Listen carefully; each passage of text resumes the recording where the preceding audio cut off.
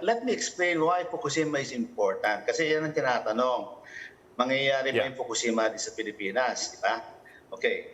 Actually, Fukushima strengthened the nuclear argument. Why? First, the Fukushima nuclear plant is older than the BNPP. Okay?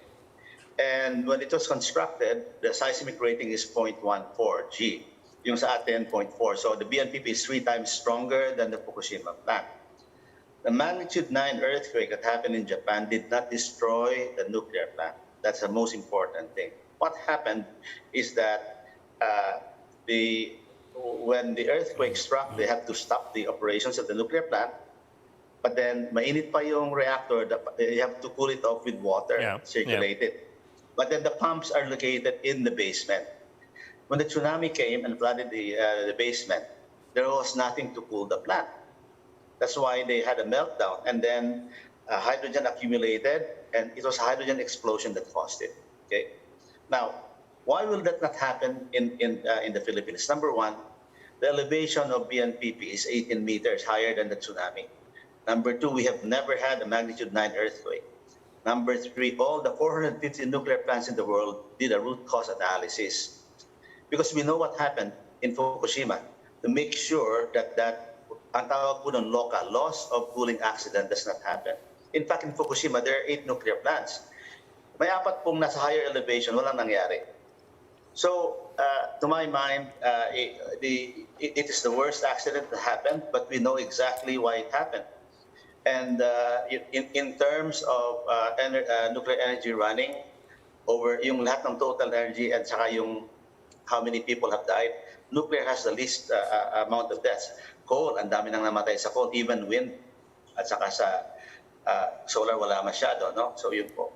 So, and one argument I have for nuclear, if it is unsafe, America has 92 working nuclear plants operating for 60 years, and they're giving them license for another 20 years. And some of their nuclear plants are beside cities. If it is unsafe, all of you have been to the U.S. You know, you have been using nuclear power if you were there. Maybe you didn't know what it was. And the cost of nuclear power is low. In South Korea, the electricity rate is half that of ours, and their GDP is very high. So that's why when DOE did a survey in 2019, 70% of the Filipinos they serve, 79%. Said that nuclear is acceptable kasi sobra pong mahal ang kuryente. Mr. Arcilla, bakit ang Japan ang taas ng gamit ng nuclear? They have the most expensive power in Asia. And ang US and South Korea, they're not in the Pacific Ring of Fire. Yan yung sinasabi ng mga nag-aalala sa nuclear power. Yeah. Okay. And tayo nandun. And in fact, you're saying it's never happened dito yung 9 magnitude 9. Ito naman, mga people sinasabi sa atin, we have to get ready for the big one. Yeah, diba? Okay. Paano yun? Kaya yun, nag-aalala din ng mga tao. How do you address naman those concerns? Okay, I'm a geologist. I was the head of National Institute of Geological Sciences for 9 years. Okay? So let me address what your concern. Bakit wala tayong magnitude 9 earthquake? Because the strength of the earthquake is proportional to the length of the contiguous faults.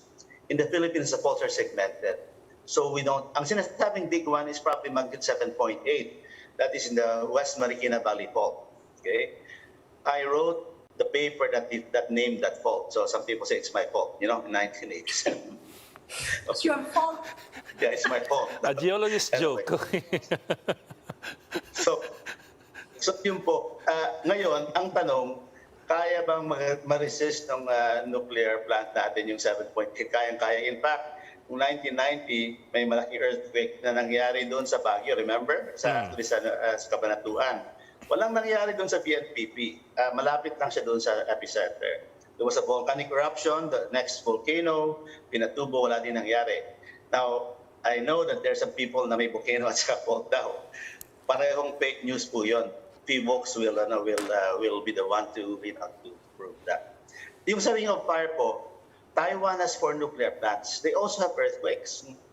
And even America is also in the Ring of Fire. Some parts of America, hindi lahat. Yung eastern side, wala. Sa western side, may parts sila na may subduction zones. Meron ding mga nuclear power plants po doon, no?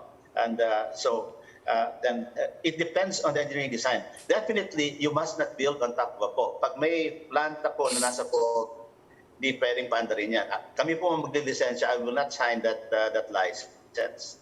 So before a nuclear plant is operated, it has to pass severe testing. And there is an international body that helps, the International Atomic Energy Agency. They have best practices. We will be following their guidelines. So, yun po. But Dr. Arcilla, if I could just continue to poke holes at your argument, no? Because of course we're not just talking about earthquakes. We're very much a disaster-prone country, right? So we also have to think of flooding, landslides. We also have to think of volcanic eruptions, marami, right?